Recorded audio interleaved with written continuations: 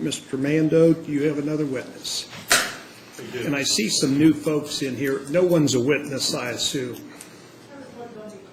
She's going to be called right now. Oh, that's fine. Call Kotha Hudson.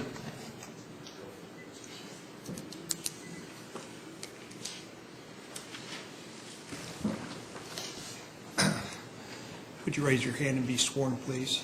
Do you swear or affirm that the testimony you're about to give will be the truth, the whole truth, and nothing but the truth? Take a seat.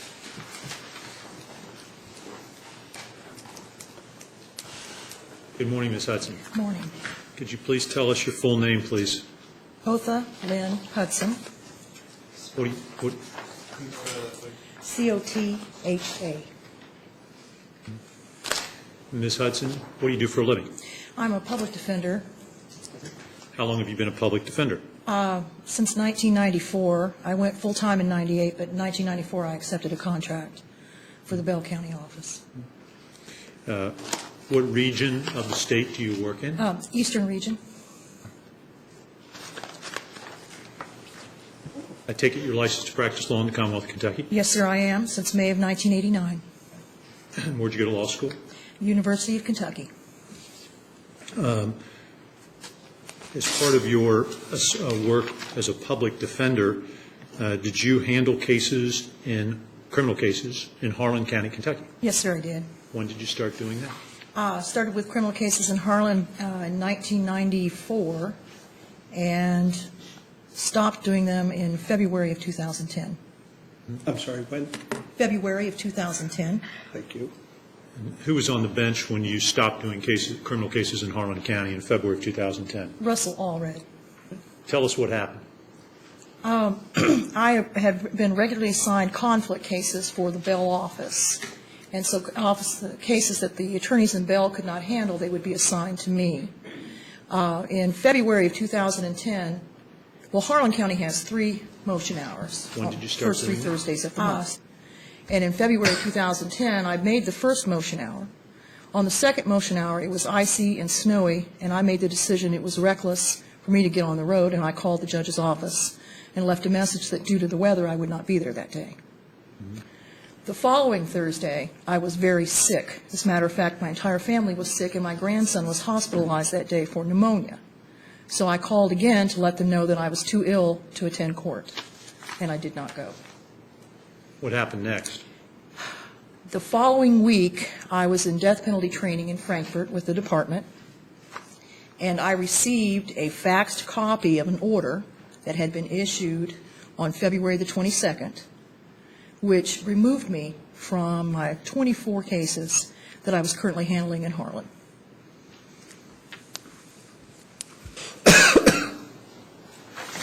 So let me show you what we previously marked and admitted as exhibit number 20. Do you recognize that document? I do. This is the order that I was handed.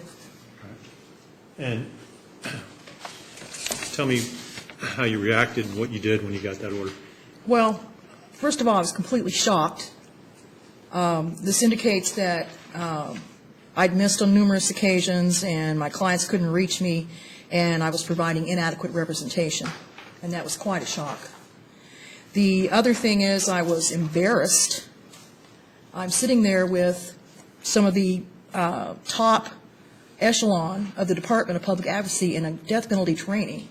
Not all of us get that, just a few get those resources. And I'm handed this order that I'm cut off from my clients in Harlan County and cannot represent them. Before the entry of that order, were you given any notice that it was going to be entered? No, sir, I was not. Were you provided with any hearing by Judge Allred before that order was entered? Absolutely not.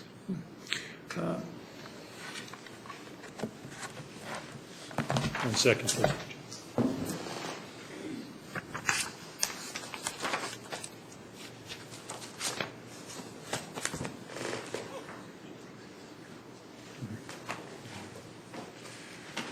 Do you think that order was wrong? Yes, sir, I do. Why?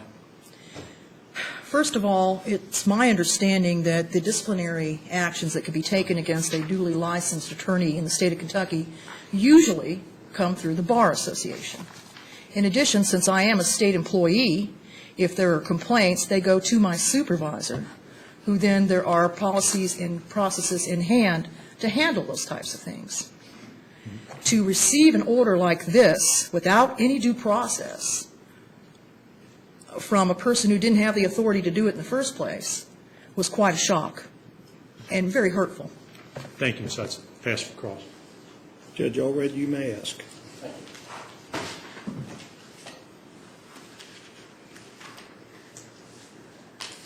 Ms. Hudson, how long have you worked for the Public Defender's Office, the DPA? As I stated earlier, I took a contract in 1994 and went full-time in 1998. Have you ever been disciplined for not showing up for court in any No, other sir. court? No, sir, I have not. Ever had a show cause order issued against you for not showing up? Oh, yes, sir. You've issued them against me? Yes, sir. Any other judges issued them against you? No, sir. There's never been a show cause order setting contempt issued against you for failure to show up for court. Is that your testimony? That's my testimony, is my memory. If you have something different, I'd like to see it, sir.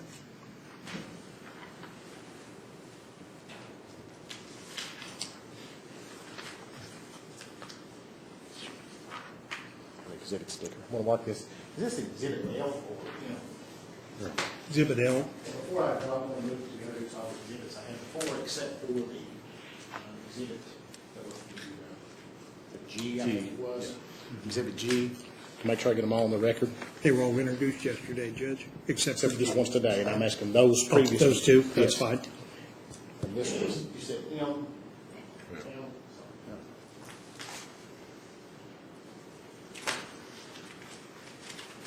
Is this Exhibit L or F? Exhibit L. L. Exhibit L.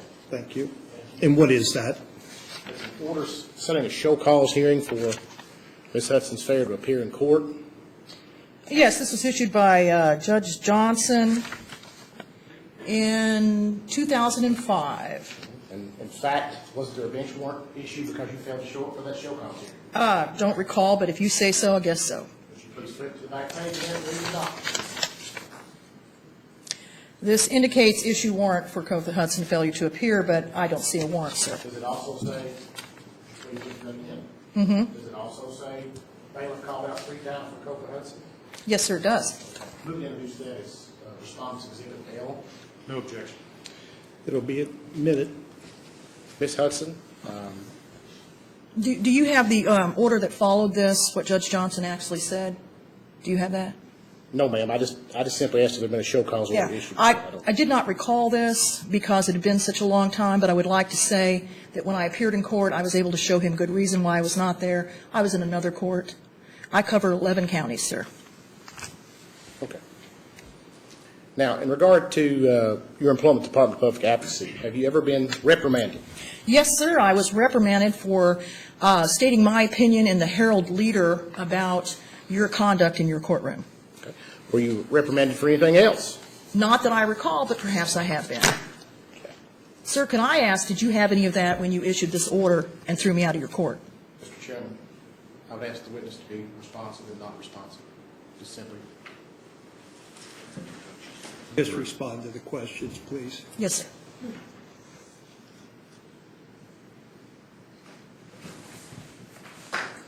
Mark for justification purposes, responsive exhibit M. What is this, Judge? It is a written reprimand from the Department of Public Advocacy.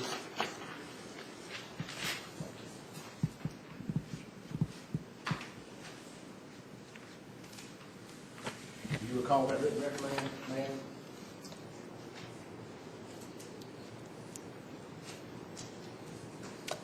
This was from 2004, I do now. Did you have to enter into an agreement, a corrective action plan? Yes, as I was speaking before, that's exactly what's in place when that happens. When there is a complaint against an attorney in our department, it is handled by the policies and procedures. So, yes, sir, I entered an agreement and improved and took care of this situation. And wasn't the remand as a result of you failing to show up at your office? It's because I was ill, sir, and did not provide them with a work excuse, which I did later.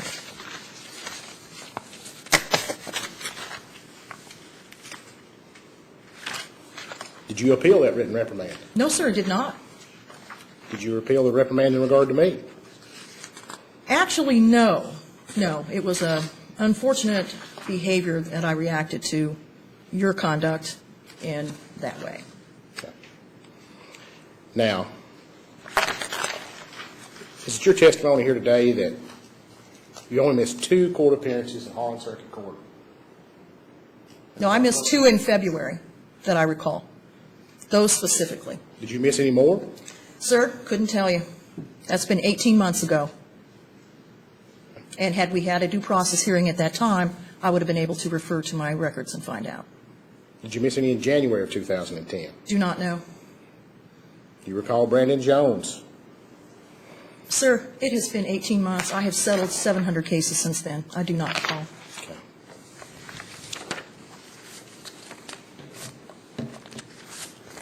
No further questions. Mr. Bando? Ms. Hudson, you mentioned that you had been vocal in a newspaper article Yes, sir, I was. critical of Judge Allred. Yes, sir. Was that prior to the entry of the February order? No, sir, it was not. It was in May of 2010. And what were you criticizing him about? I was criticizing the fact that he acts as prosecutor and defense, that he speaks ex parte with individuals that are in his court, that he discusses cases with his police officers, and I was very, very, very upset about the appearance of a purchase of misdemeanor probation by the doctors out of Nashville. Thank you, Ms. Hudson. Judge, anything further? No further questions. Members of the commission? I do, Mr. Chairman. Judge Keller? Ms. Hudson, Michelle Keller, Court of Appeals. Yes, ma'am. Did I hear you say that you cover 11 counties? Yes, ma'am. And how, I know that the DPA assignments differ. Do you have other attorneys that help you cover those counties? Or? I'm a conflict attorney, and what is happening more and more when people are arrested, there are other people involved in the criminal activity. And so the local office can generally only take one person, and so the overflow is assigned. There are about 5 of us now in the eastern region that travel and do conflict cases. I am mostly assigned the more serious cases, murder, rape, robbery, although I've got a lot of methamphetamine cases in Whitley County right now. And you acknowledged that in this Herald Leader article that you were quoted in subsequent to the February order. Right. Suspending you from practice in Yes, Judge ma'am. Allred's court, that you were critical of some of the occurrences or behavior in that court. Had you been critical to anyone else prior to the criticisms in the Herald Leader? And let me be specific, maybe had you shared that criticism with anyone else within the Yes. Department of Public Advocacy? I certainly had. I had shared it within the department. It's very frustrating to try to explain to a low-level trafficker who has trafficked 3 or 4 pills to a neighbor that he cannot have misdemeanor probation, that he is going to face drug court or prison for his activities, which were minor and compared to the number of pills those doctors flooded that county with. But it appeared to my clients, and to me, I'm an educated person, but it appeared that that was purchased. And I didn't know how to explain to them. And I was very critical. I'm also particularly interested in the allegations regarding ex parte contacts that you described. Yes, ma'am. It was. Please expound on that a little Yes, bit ma'am. more. The courtroom there is similar to this, with the judges' chambers behind, and during breaks, it was very routine for us to go back there and get coffee. The fax machine is back there, the copier machine is back there, and do other things. Sometimes during break, Mr. Allred would be sitting at his conference table with his police officers discussing cases. Now, their defense attorneys were not there, and the prosecutor was not there, but he's talking with the officers about the cases. And if this tribunal has had an opportunity to review those recordings, sometimes you will see him from the bench demand in open court on TV that certain people be investigated. Very routine for us to go back there and get coffee. The fax machine is back there. The copier machine is back there. Of that occurring? No, ma'am. I just know that it did when I was in court. Thank you. Thank you. Any other questions from the commission? Does that raise anything, Mr. Mando? No, sir. Judge Allred? When you were relieved as counsel, does the order also say that Linda West, the directing attorney for the Vail Harlan offices, was to get counsel for these people? I'm sure you've read this as much as I have, I guess, yeah, sure does. Okay. She had, what, less than a month? No, she had less than 2 weeks to get 24 attorneys. Now, you said you only handled the most serious cases. Were you handling death penalty cases at the time you were handling 24 cases in the Harlan Circuit Court? Yes, I did. Does the ABA have a recommendation for the number of cases, felony cases, an attorney's supposed Sir, to you'll handle? have to take that up with my department. I'm also vocal with them about my caseload. And in the doctor's cases, you weren't involved in those cases, were you? No, sir, was not. And in fact, you have no idea why the Commonwealth recommended that plea, do you? I know what I have learned subsequently to that. But you weren't part of it. No further questions. Mr. Bando, Further. members of the commission. So this wouldn't speak. Can she be excused? Thank You're you. free to go. Do not discuss your testimony with anyone outside the courtroom. Yes, sir. Thank you. Thank you. I move to introduce the exhibits by attender. I'm sorry. I move to introduce the exhibits by attender. Mr. Bando, I assume without objection, Correct. the exhibits can come in without objection. Yeah, the ones that you're talking about today? Correct. So we're down to Exhibit M now. Thank you. Yes, sir. And the only one that we're still up in the air on is item G, Exhibit G. All right. Mr. Bando? Commission rests, Your Honor. All right. Judge Allred, are you prepared to proceed? Your Honor, I actually had most of my witnesses come back after lunch. What time is it? It's 11:30. I assume they're going to be here at 1. Yes, that's why I did this. We thought this might happen, so why don't we just take Before I do that, I'd like to move for directed verdicts on all the remaining charges. all right. Matter of law pursuant to Supreme Court. Your Honor, I actually had most of my witnesses come back after lunch. What time is it? It's a matter of law.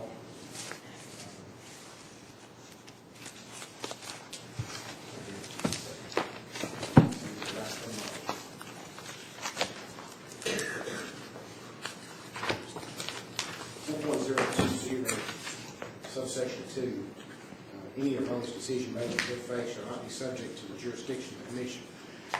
Raise that defense with regard to the decisions I made as a judge, that these were the right decisions, and any decision that may be found to have been made erroneously will be made in good faith, and it's not subject to the jurisdiction of the Judicial Conduct Commission. And I move to dismiss the remaining charges based upon that grounds, particularly in regard to Ms. Hudson's charge of believing her as a public defender. I am still waiting to hear what the statutory authority is, requirement in regard to the releasing of an attorney as an attorney-client case. I have not heard that introduced in the case in chief for the Judicial Conduct Commission. I've never been pointed to a rule or a statute that requires that, and the case is closed. From the evidence I've heard a very vindictive and very angry attorney who obviously has animosity toward me over me making that decision that I felt was in the best interest of the clients to protect their Sixth Amendment rights. I've not heard any evidence introduced as a matter of law that would indicate that I did not, number one, have the authority to do it, and it was made in good faith for the benefit of the 24 defendants. Ms. Hudson herself was very adamant that she's in death penalty training and she covers 11 counties. 24 of them are in mine. And it's quite clear that I have a duty to protect the constitutional rights of the defendants, even if it hurts the feelings of an attorney who's practiced law for many years and was embarrassed by an order that was sent to her while she was with her supervisors. It was not my desire to do that, but as a matter of law, I've not seen anything introduced in their case, and they are closed, that says an attorney or a judge cannot relieve an attorney who is not adequately defending and showing up and representing their clients, particularly in light of the Sixth Amendment right that a defendant has to have counsel present. So that would be my grounds in regard to Ms. Hudson's allegation. In regard to the the allegation in regard to James F. Howard in the civil case, Pollard versus Howard, my failure to recuse in that case fast enough, I would point to the testimony introduced in this case in chief for the Judicial Conduct Commission, that case was pending for nearly 2.5 years, and no motion for me to recuse was ever filed. It's my position that pursuant to the case law of the Commonwealth of Kentucky, the accepted principles, any conflict, if any, at that time was raised. The flip side of that coin is, even at that point, I did eventually recuse in the case. Any delay in that recusal should be counteracted by the delay in the motion being filed. If there was a necessity for it to happen immediately, why did Mr. Howard wait 2.5 years to file his motion? And that's in the record from the JCC's case in chief. The bulk of the case that is here in regard to allegation number 1 is the testimony of Henry S. Johnson under oath, and my testimony under oath, that allegation 1 did not happen. As a matter of law, clear and convincing evidence is the highest civil standard. It is my motion that the testimony of Henry S. Johnson saying one thing and then me saying another does not rise to the standard of clear and convincing evidence. In regard to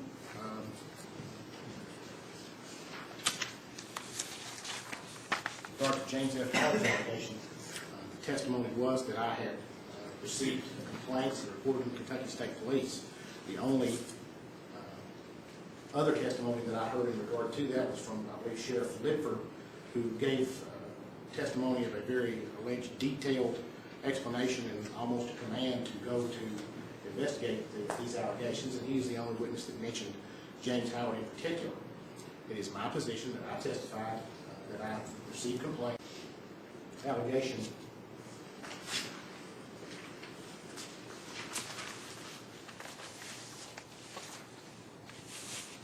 In regard to the allegation of James F. Howard in the criminal case, and I'll give you the count number.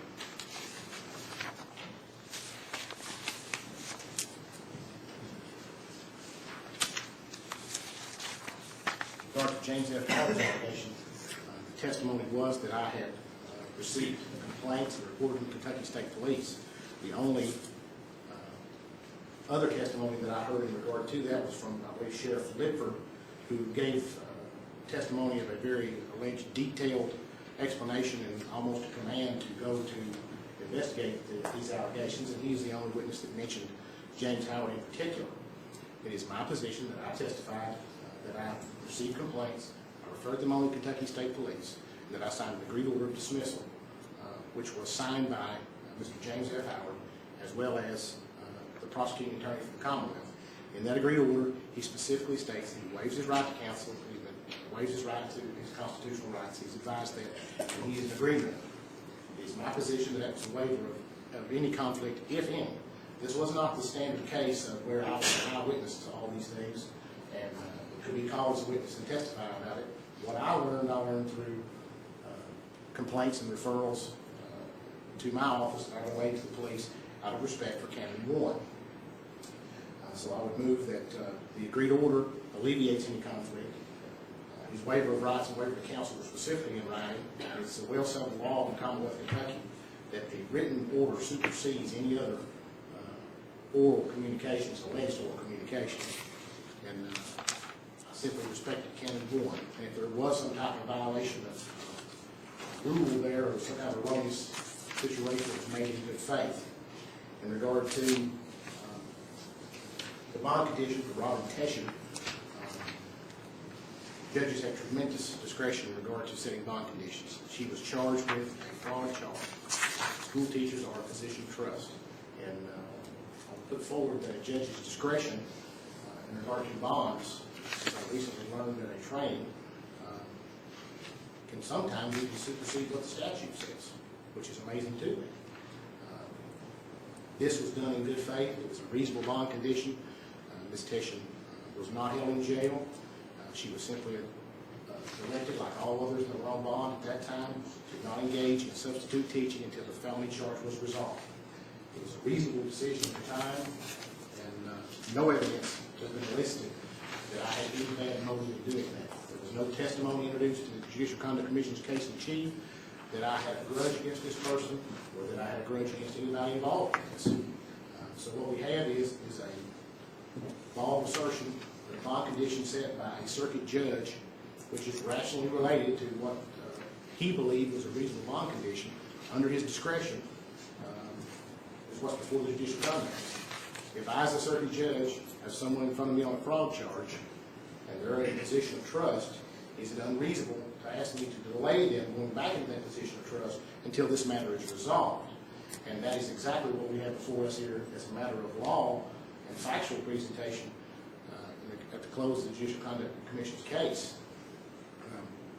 If there were allegations or evidence introduced that showed that I had some kind of personal motive to go after this person or something of that nature, then I believe it might be a little bit different, and it would still not change the discretion the judge has. It would be a much higher burden for them to prove that, and I think that's why they didn't put that evidence on. But simply allowing the case to go forward based upon the assertion that a circuit judge set a bond condition in a case, unless it's completely outlandish. For instance, I'm aware of certain judges that hang signs over top of defendants that says they're thieves on them, make them walk around in front of stores and things of that nature, which, quite frankly, I would find absolutely unbelievable. That's not what I did in this case. What I did in this case was set a reasonable bond condition, the least restrictive, and that's what I've done throughout with my bond conditions. So as a matter of law, what we're talking about is judicial discretion on a bond condition, which would not rise to an ethical violation. In regard to the other allegation, in regard to, forgive me, I'm going through these.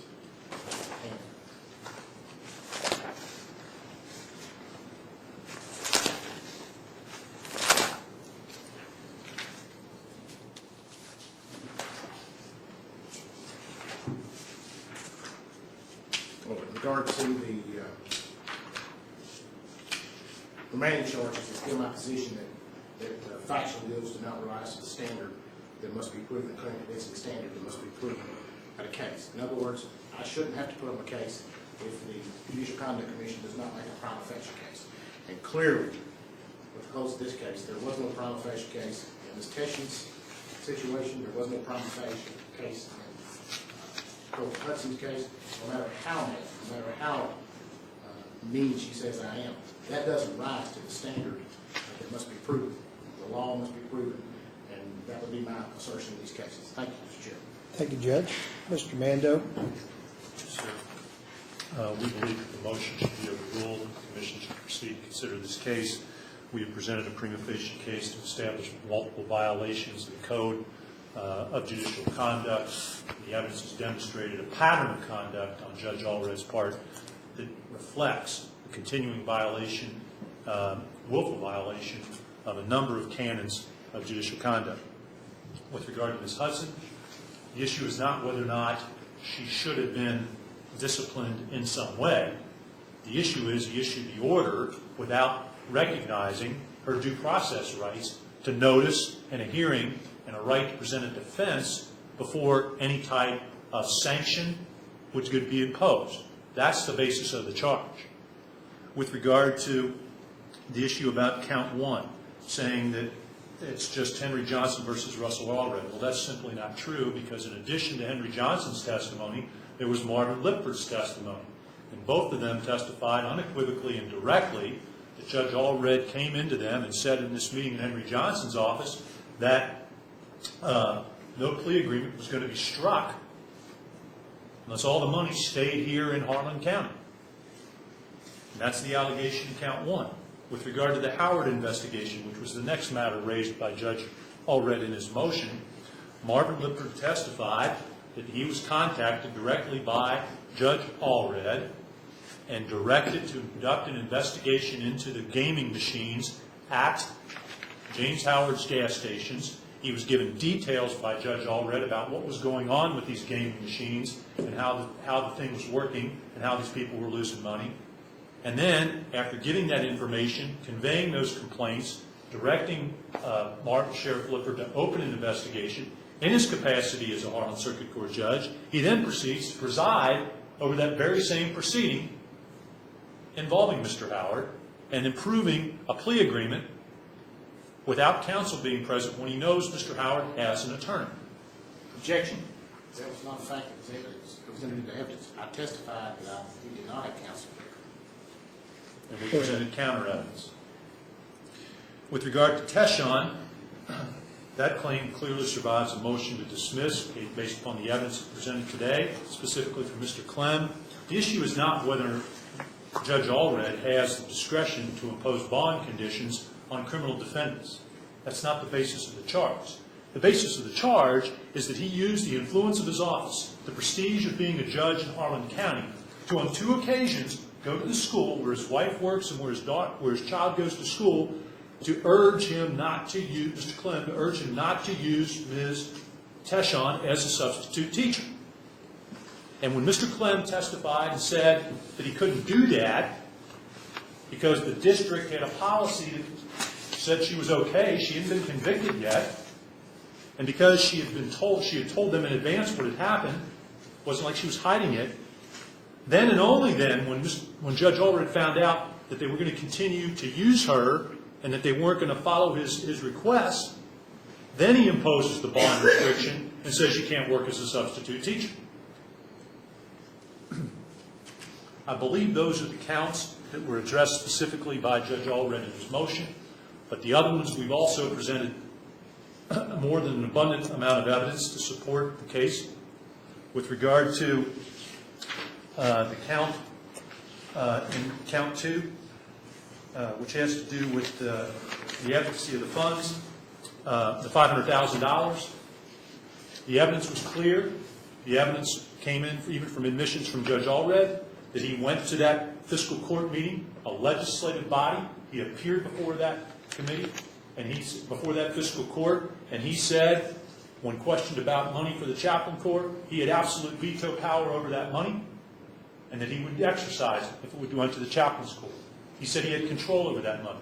He told the fiscal court, number one, that it was illegal to do that, when in fact the terms of that order of January 10th didn't say that at all, didn't indicate that at all. He told him it was just for the purposes of youth activities in Harlan County.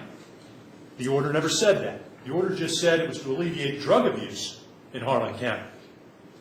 Then, with regard to count 3, after he receives the complaint from the Judicial Conduct Commission from Mr. Lawson, questioning, where's your authority for exercising veto power over the fiscal court's expenditure of these funds, the legislative body in the county that would have that control. And when he's questioned about the plea deal itself, as reported in the paper, Judge Allred then goes and enters an order on March 10th of 2010 saying that the language was inadvertently placed in the order and it was neither approved nor solicited by the circuit court judge. We submit that's a misrepresentation. He knew what the evidence indicates, that he knew what the terms of that order were, that he approved the terms of that particular order, and he went before the fiscal court and advocated based upon what was in that order. With regard to the Grisham matter, with regard to Grisham counts, we have presented evidence that indicates that Judge Allred issued a special grand jury order on April 22nd of 2010, that particular order called for the impaneling of a grand jury that would not meet until the end of May 2010, after the primary election in which his cousin, Denny Pace, was running for judge executive against Joe Grisham.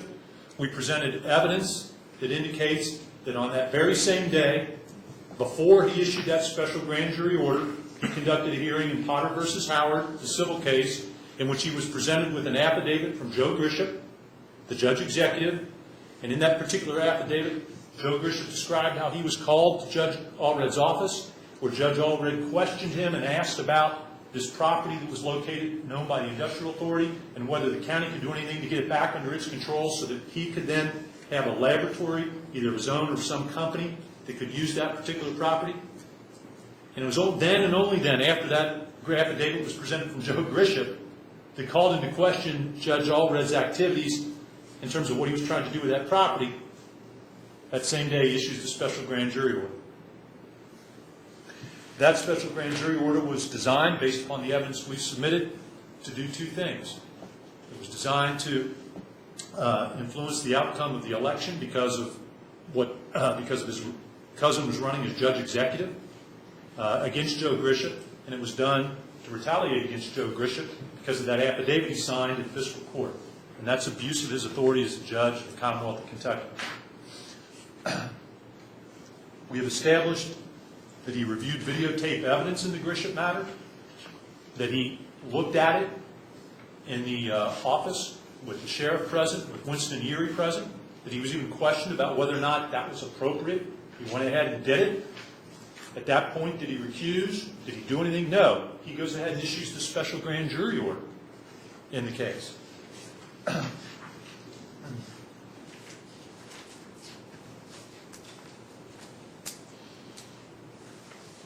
Talked about Howard.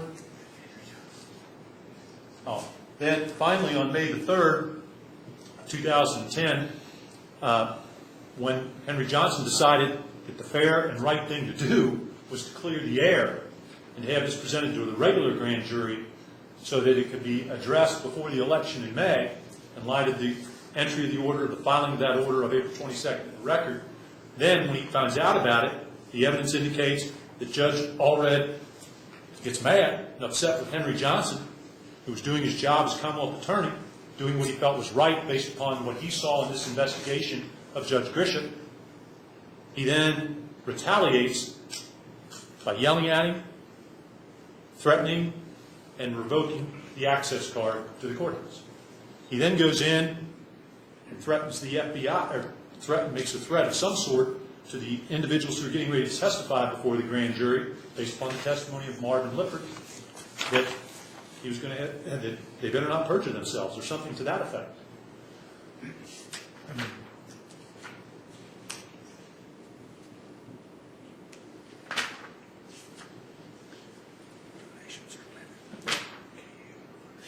I don't believe that Judge Allred has addressed, and I don't think I need to address, because he didn't make it a part of his motion, the allegations and charges about the contributions, the agreement he had with Kentucky Utilities to $12,500 payment to the school in exchange for his dismissal of the complaint, nor his fundraising for the school. I think he's admitted those.